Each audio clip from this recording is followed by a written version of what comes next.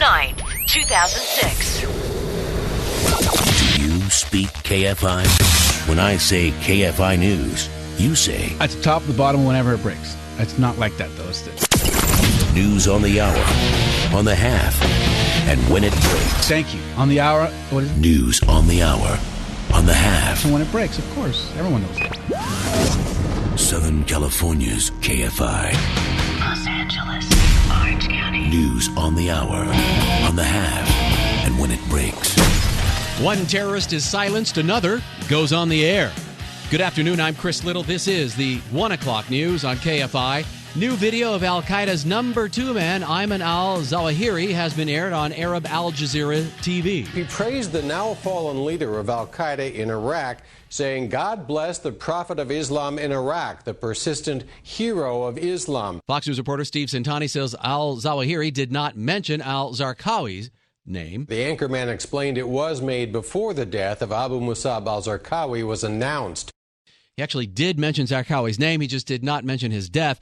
Al-Zawahiri also criticized a proposed referendum in the Palestinian territories to establish a state along Israel and recognize the Jewish state. Now, a top U.S. military commander says al-Qaeda leader Abu Musab al-Zarqawi was alive when troops got to him after the bombing that took out his safe house. Army Major General Bill Caldwell says Zarqawi was apparently conscious enough to try to get off a medical stretcher, and troops had to restrain him. If he said something to the Iraqi police, I'm not aware of it.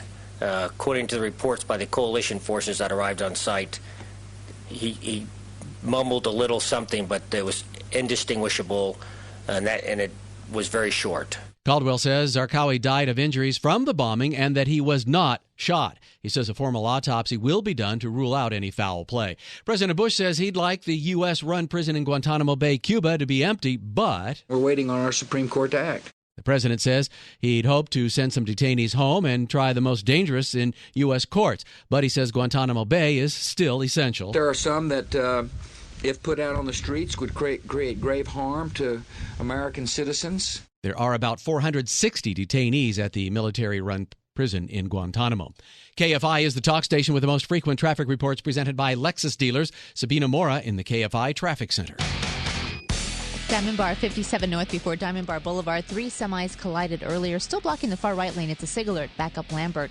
North Hollywood 170 North at Roscoe. 3-car smash up in the far right lane back up Sherman Way.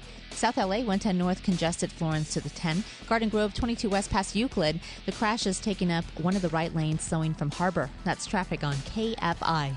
The news brought to you by SoCal Toyota dealers. KFI News Time 102. An 11-year-old girl has been attacked by 2 pit bulls in San Fernando. My dispatch center at the San Fernando Police Department received a 911 call from San Fernando Middle School reporting a vicious dog attack had just occurred on campus. San Fernando Police Chief Anthony Alba says the dogs apparently got out of their yard, ran over to San Fernando Middle School, and attacked the girl.